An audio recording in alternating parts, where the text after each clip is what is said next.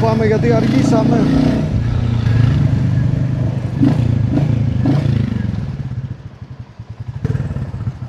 Οπ, εδώ είσαστε εσείς.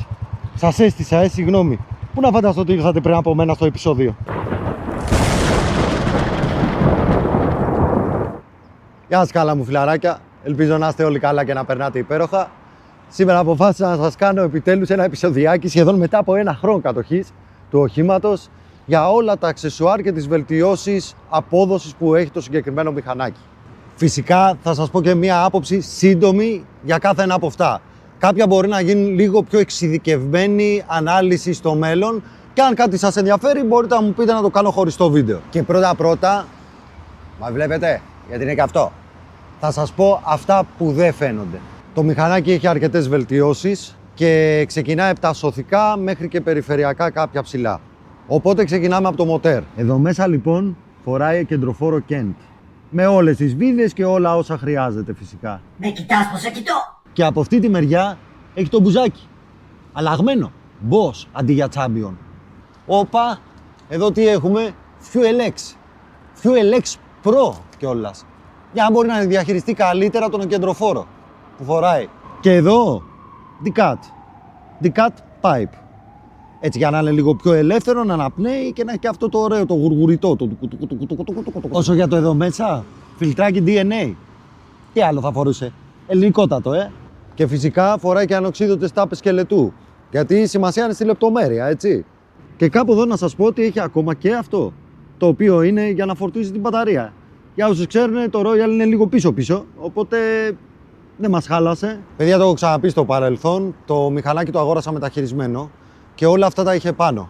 Έξτρα περίπου σε κόστος των 2.000 ευρώ, πάνω κάτω συνολικά. Και όλα αυτά που σας είπα μέχρι τώρα ήταν οι βελτιώσεις απόδοσης. Τι γίνεται όμως με αυτές? Αξίζουν τα χρήματά τους? Θα σας πω την προσωπική μου άποψη. Είχα οδηγήσει για 5 λεπτά πριν αγοράσω αυτό, δοκιμαστικά από έναν άνθρωπο που απλά μου το δάνεισε, ένα stock. Και αλήθεια είναι ότι θυμάμαι ότι έχει μια αισθητή διαφορά στην απόδοσή του σαν μηχανάκι. Αυτό που θα ήθελα κάποια στιγμή να κάνω είναι, αν κάποιος το έχει, να κάνουμε μια ανταλλαγή σε μια βολτίτσα και να πούμε και οι δύο την άποψή μας. Γιατί πολύ απλά έτσι θα έχουμε μια άμεση σύγκριση. Το ένα με το άλλο. Το άλλο το οδήγησα 5 λεπτά και ήταν πόσο καιρό πριν να αγοράσω αυτό το μηχανάκι. Το να το κάνω από το ένα μηχανάκι στο άλλο, σίγουρα θα φανούν οι διαφορές. Θεωρητικά και στα χαρτιά έχει αρκετή διαφορά.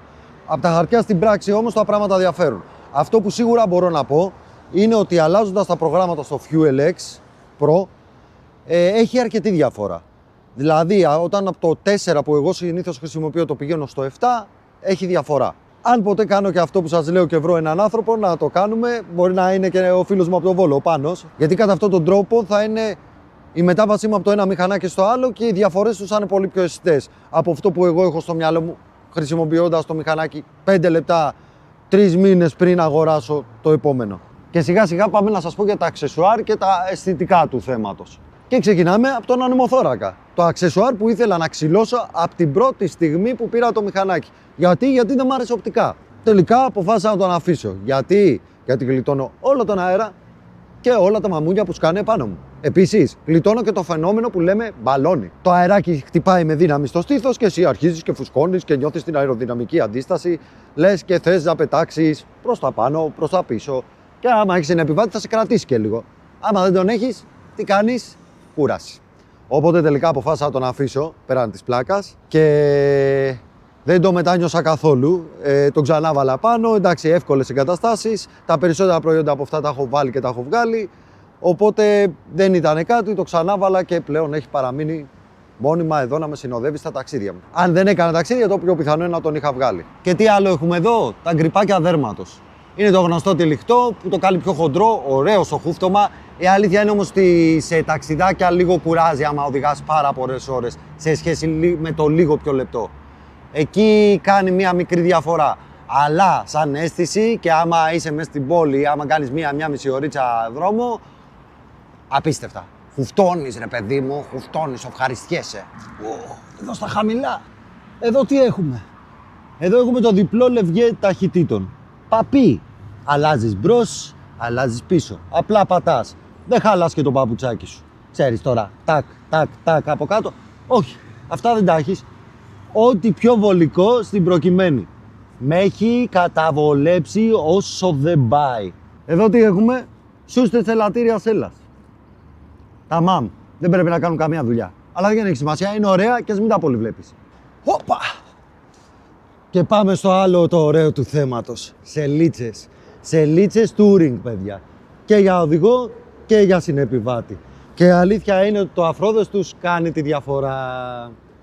Το απολαμβάνεις. Είναι πιο ψηλή, σου ψηλώνει και λίγο τη θέση οδήγησης, σου βελτιώνει και τα γονατάκια και είσαι βασιλιάς άμα θες να κάνεις μεγαλύτερη απόσταση. Τώρα να μου πείτε, πού το ξέρω. Ο τύπος λοιπόν που το είχε, έχει όλες τις σέλες και μου τις έδωσε όλες. Τις δοκίμασα όλες. Τη χαμηλή, εμένα δεν με βόλεψε. Πολύ χαμηλό, λιγότερο αφρόδες. Την εργοστασιακή, πολύ καλή, δεν το συζητάω, αλλά αυτή είναι η καλύτερη. Και πάμε σε άλλο ένα πολύ εύχριστο και ωραίο αξεσουαράκι. Και μουράτο, εμένα μου αρέσει κιόλας. Παιδιά, τα σαμαράκια Hitchcock. Κουμπώνουν και μπαινοβγαίνουν σε δευτερόλεπτα. Αυτό ήτανε.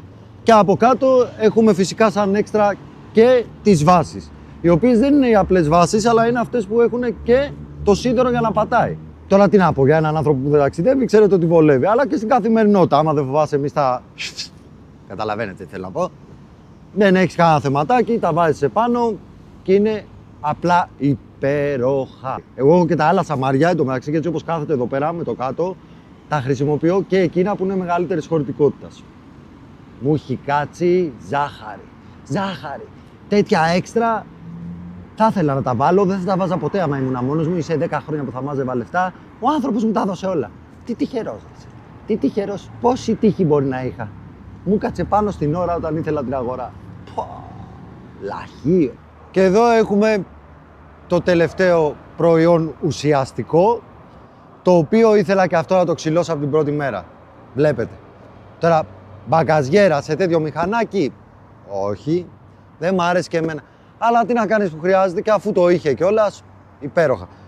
Το έχω δοκιμάσει και αυτό πώς βγαίνει, είναι εύκολο. Από κάτω από τη σελίτσα, βιδούλες, βγάζεις τη σέλα που βγαίνει με συγκεκριμένο τρόπο. Ό,τι θέλετε, παιδιά, από αυτά μπορείτε να μου πείτε να το κάνουμε επεισοδιάκι. Πιστεύω ότι τα περισσότερα το έχουμε. Τώρα, με βάλετε αξιλό στο μισό μηχανάκι να σας δείξω πώς βγαίνει το FuelX, κάθομαι να βγάζω ντεπόζιτα, είπαμε. Αλλά τα βασικά μπορώ να σας δείξω έστω και χωρίς να τα βγάλω ή να σας δείξω πώς μπαινοβγαίνουν. Λοιπόν, αυτό εδώ φυσικά με έχει βολέψει γιατί όπως είπα και πριν είμαι ένας άνθρωπος που ταξιδεύω, χώνω πραγματάκια μέσα και στο ταξίδι μου το βάζω. Στην καθημερινότητα συνήθως όχι. Αυτό που κάνω είναι απλό. Στο καλό, γεια σου μπαγκαζιέρα. Και με την μπαγκαζιέρα αγκαλιά να σας πω ότι από κάτω έχει τη βάση τζίβι. Με το πιατάκι του και όλα είναι υπέροχα. Φορτώνεις το πραγματάκι σου αυτό εδώ και επειδή έχω και εκείνο με την πλατούλα για συνεπιβάτη, την πιο μεγάλη από το Versys, κάνει και αυτή. Συνήθως όμως το μηχανάκι, παιδιά, το έχω έτσι. Ούτε τα σαμάρια έχω πάνω, ούτε το πίσω. Οπότε είναι μια χαρά και εντάξει, τώρα η σχαρίτσα δεν με ενοχλεί. Έτσι κι αλλιώς είχα στο μυαλό μου να βάλω τη γνήσια, να κουμπώνω εκεί πέρα και κάνα λουκανικά ή καμία φορά. Οπότε με αυτά που έχω είμαι τρισευχαριστημένος και δεν έχω σκοπό να βγάλω κάτι. Γίνεται και πιο μακρύ λίγο το μηχανάκι που δεν το χαλάει, οπότε υπέροχα. Τα άφησα και αυτό λοιπόν επάνω. Και εντάξει, παιδιά, μπορεί το βιντεάκι να το έκανα λίγο χιουμοριστικό, αλλά τα αξεσουάρ που μου είχε δώσει ο άνθρωπος μαζί με τη μηχανή ήταν πάρα πολύ χρήσιμα και είναι πάρα πολύ χρήσιμα και με έχουν βγάλει από πάρα πολύ ψάξιμο, κόπο και χρήμα. Και όπως βλέπετε, ο προηγούμενος κάτοχος ήταν μερακλής. Έχει βάλει ακόμα και τα αυτοκολλητάκια. Πόσο τον ευχαριστώ αυτόν τον άνθρωπο που τα έκανε όλα αυτά για μένα. Να είναι καλά, πραγματικά. Αυτό που τώρα μου μένει σαν αξεσουάρ, το οποίο είμαι πολύ σκέψη γιατί μου είναι χρήσιμο, βοηθητικό, μ' αρέσει και δεν μ' αρέσει όμως, είναι τα μπροστινά κάγκελα τα μεγάλα. Και όχι τα πολύ μεγάλα με τις 3 σιδεριές, τα άλλα. Αν έχει κάποιος στο μηχανάκι του βάλει, ας μου πει μια άποψη. Εμένα μου είναι πολύ χρηστικά γιατί μπορώ να κουμπώσω και τα βαλιτσάκια της Moto Gulf που έχω επάνω και θα έχω έξτρα αποθηκευτικό για τα ταξίδια μου. Αλλά κάτι μ' αρέσει και δεν μ' αρέσει. Και μ' αρέσει και δεν μ' αρέσει. Είμαι πολύ σκέψη.